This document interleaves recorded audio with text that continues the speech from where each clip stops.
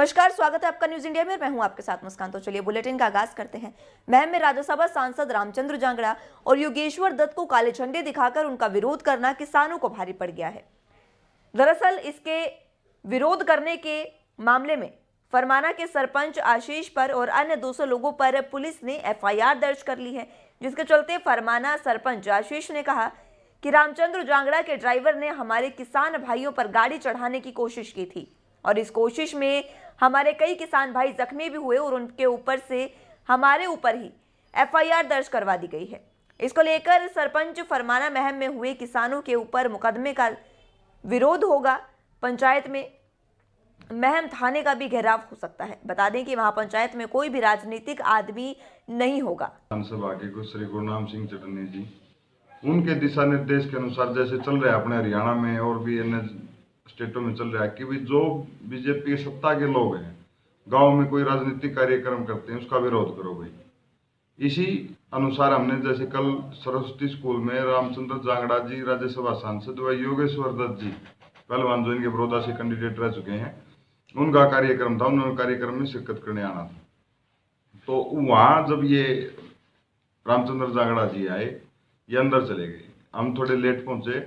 वहाँ हमने जैसे ही अपने नारे लगाने शुरू करे, किसान एकता जिंदाबाद, तो जब ये बाहर निकले तो हमने इनका विरोध प्रदर्शन किया। इन्होंने, इसके ड्राइवर ने, पता नहीं रामचंद्र जांगड़ा ने बोला या उसने खुद अपनी समझ से, हमारे 1-2 साथी को चोटें भी है, उनके ऊपर गाड़ी चढ़ाने की कोशिश की, जिससे हल्की फुल्की चोटें आई हैं। कल की जो महम की घटना हुई है, बहुत ही निंदनीय घटना हुई। पूरे संयुक्त किसान मोर्चे ने इस पर विचार किया है और इस पर कठोर कदम उठाने के लिए बात किया है। जैसे कल आशीष भाई सरपंच फरमाना के खिलाफ मुकदमा दर्ज कर दिया व अन्य 200 व्यक्तियों के खिलाफ मुकदमा दर्ज कर दिया। ये बहुत ही मतलब एक राजनीति कह लो या कुछ भी कह लो, किसी आदमी ने पुलिस को उकसाया है इनके खिलाफ मुकदमा देने की, कि इनके खिलाफ मुकदमा दर्ज कर दो, अपने आप ही दब जाएगा। भीड़ में अलग अलग तरह के आदमी थे, अलग अलग नाम के थे, लेकिन जिस नाम से मतलब जाना गया या प्रिंसिपल ने वहां पे आगे नाम लिया बार बार, प्रिंसिपल ने लगा लो या रामचंद्र जांगड़ा ने लगा लो, इनके ऊपर एक मुकदमा दर्ज पुलिस वाले से ही करवा है, जो ऐसा इतिहास में ना तो कभी पहले होता था ना कभी होगा। वहीं प्रदेश में लगातार बढ़ते कोरोना के मामलों को देखते हुए रोहतक प्रशासन एक बार फिर से सतर्क हो गया है और इसी कड़ी में रोहतक के हर चौक चौराहे पर अब प्रशासन हरकत में आ गया है और बिना मास्क वालों को अब बख्शने के मूड में प्रशासन दिख नहीं रहा है। रोहतक के पावर हाउस पर ट्रैफिक पुलिस दलबीर सिंह ने बताया कि 1 मार्च से बिना मास्क वालों के चालान किए जाएंगे और जुर्माना या 10 घंटे की जेल भी होगी। बता दें, उन्होंने ये भी बताया कि आज भी उन्होंने पावर हाउस पर कई बिना मास्क के चालान किए हैं और कुछ को चेतावनी देकर छोड़ दिया है और सभी शहरवासियों से अपील है कि कोई भी बिना मास्क लगाए अपने घर से बाहर ना निकले। मास्क के चलानों की हिदायत आई है, हमारे कल से मास्क के चलान शुरू हो जाएंगे। कोई बगैर मास्क पाएगा तो उसका चलान किया जाएगा, किसी को नहीं छोड़ा जाएगा। ये हिदायत दी जाती है, सभी अपने अपने मास्क लगा करके चलें, नहीं तो बख्शा नहीं जाएगा। सर, आज आपने कितने बगैर मास्क के चलान किए? मैंने मास्क के 5 चलान कर दिए हैं मुझे। आप ये मास्क ऑटो वालों को और इनको सबको चेक कर रहे हो या पैदल चलने वालों को? किसको? पैदल चलने वालों को समझा रहे हैं, ऑटो वालों को समझा रहे हैं, तो चलान भी कर रहे हैं।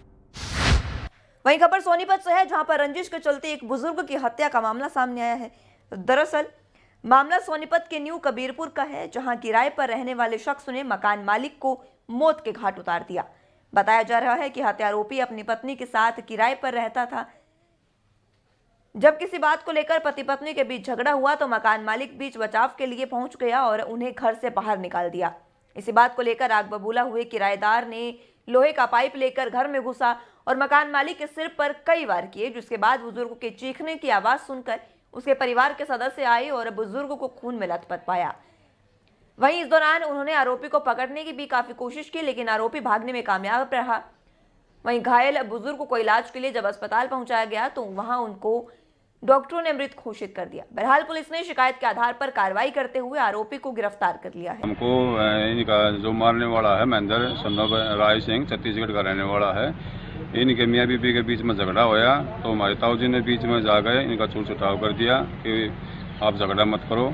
तो ये बाहर जा गए, रात को 11, साढ़े 11, 12 बजे की बात है। उस टाइम ये बाहर से एक रोड ले गए और दीवार कूद कर और सोते उस पर राड से जबरदस्त हमला 8-10 राड इन्होंने बार बार हमला किया सर पे और उसे हॉस्पिटल जाने के रास्ते में मौत हो गई। एक सूचना प्राप्त हुई थी कि राज सिंह सन ऑफ होशियार सिंह मृत अवस्था में फिम्स हॉस्पिटल सोनीपत एडमिट हुआ है। जो मौका पे जाके कार्रवाई की गई तो उसके लड़के रमेश कुमार ने शिकायत दी कि मेरे पिता राज सिंह की हत्या हमारे किराएदार महेंद्र ने लोहे पाइप मार के की है। जो मुकदमा दर्ज कर लिया गया है। आरोपी महेंद्र को काबू किया गया है।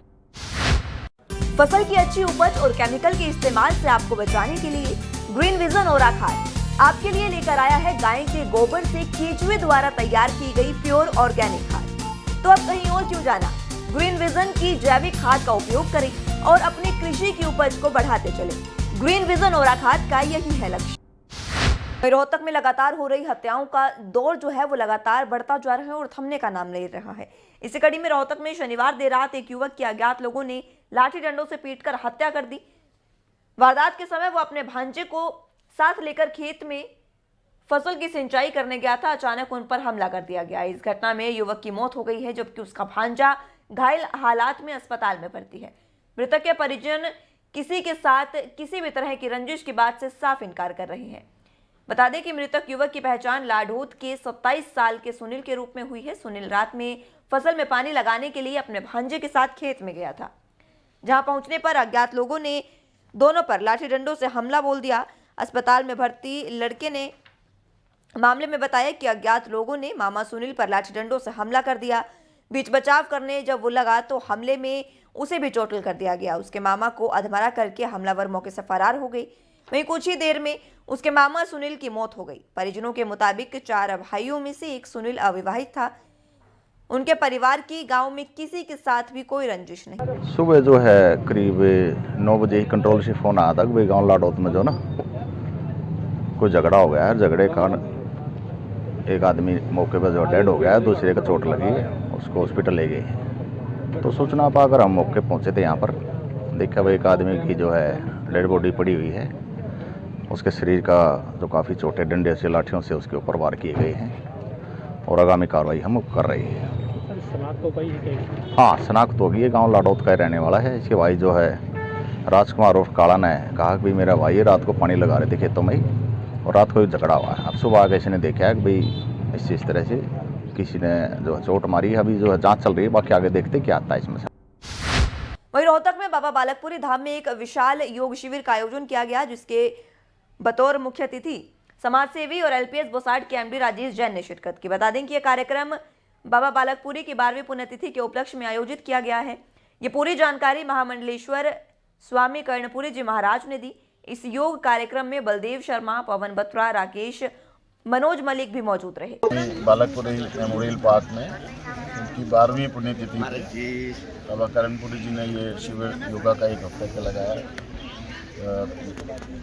योगा गुरु योगेंद्र जी ने 1 हफ्ते तक लोगों को इसका प्रशिक्षण दिया और निरंतर पिछले कई वर्षों से ये यहाँ पे आ रहे हैं और मैं देखता हूँ कि हर साल और ज़्यादा लोग उत्साह के साथ इसमें जुड़ते हैं और लोगों का मन जो है योगा की तरफ जा रहा है।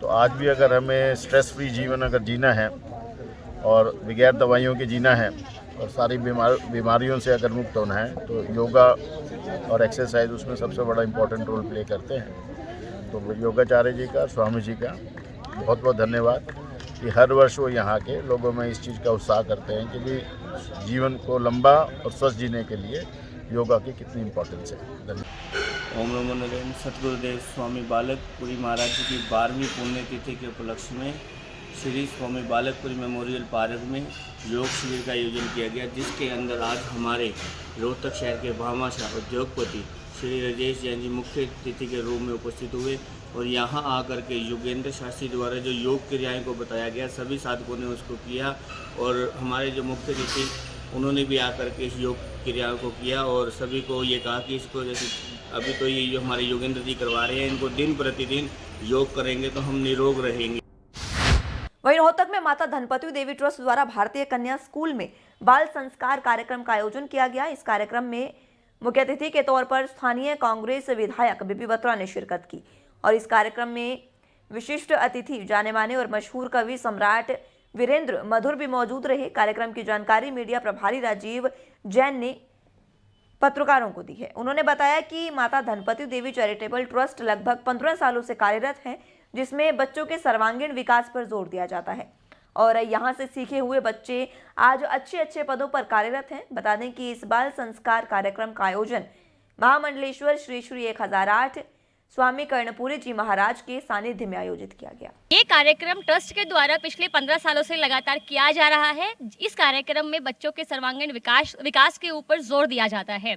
मैं अगर आपको अपने बारे में बताऊं तो 2007 से मैंने अपनी शिक्षा, जब मैं 9वीं क्लास की एक छात्रा थी, तब से मैंने ट्रस्ट में काम शुरू किया था। उसके बाद से मैंने 5 साल वहाँ से शिक्षा ग्रहण की है। शिक्षा ग्रहण करने के बाद मैंने ट्रस्ट में ही एज अ टीचर और उसके बाद एज अ प्रिंसिपल काम किया था। उसके साथ साथ मैंने अपनी एजुकेशन भी कंप्लीट करी है और आज आप सब देख सकते हैं कि मैं एक अच्छे पद पर कार्यरत हूँ। इतनी प्रशंसा की जाए उतनी कम है। जो कार्य ये ट्रस्ट कर रही है, मैं काफ़ी वर्षों से यहाँ पर आ रहा हूँ, वो बहुत सराहनीय है। ऐसे बहुत कम NGOs हैं जो इस तरह बच्चों को शिक्षा और जो एक less fortunate of the people of the society है, उनको इस तरह उठा के उनको सिलेक्ट करके और उनकी सारी शिक्षा दीक्षा का सारा खर्च उठाना और जो उसके पीछे प्रेरणा है वो बहुत ही सराहनीय है। देवी माँ सरस्वती का यह प्रांगण माता धनपति चैरिटेबल ट्रस्ट हर महीने के अंदर एक प्रोग्राम करते हैं, जिसके अंदर बच्चों को एक शिक्षा के बारे में बताया जाता है और इसके अंदर मुख्य रूप से जो गणमान्य व्यक्ति होते हैं वो हर इस आयोजन के अंदर आकर के बच्चों को शिक्षा देते हैं। आज के हमारे मुख्य अतिथि भारत भूषण बत्रा जी, रोहतक विधायक, जिन्होंने यहाँ करके और यहाँ पे आए और जितने ये हमारे ट्रस्ट के सभी सदस्य, सभी का मैं यहाँ पुणे पहुँचने पर धन्यवाद करता हूँ। फिलहाल के लिए इतना ही। आप जुड़े रहिए न्यूज़ इंडिया के साथ। नमस्कार।